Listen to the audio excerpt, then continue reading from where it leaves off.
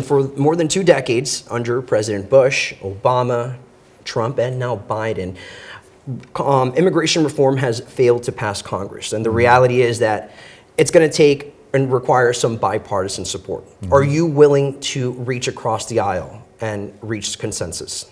I am. As a judge, I would have to listen to opposing sides all the time, every day, advocates advocating opposite outcomes.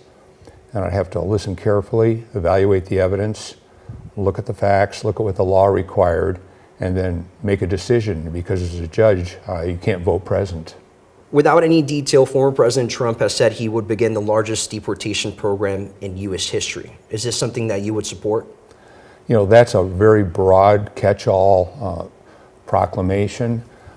I think the first thing we have to do is secure the border before we can start talking about deportation or anything else.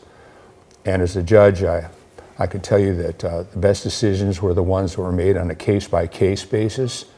I'm sure there are those among us that need to be deported. We've heard a lot recently about the murderers among us, the child sex offenders that are among us, and the list just goes on and on. The gang activity by Tren de la Agua, from Venezuela. And so there are many of those among us that need to be deported. I'd start with the criminals, and then we can start going along the lines that we would previously of determining who's eligible to be here.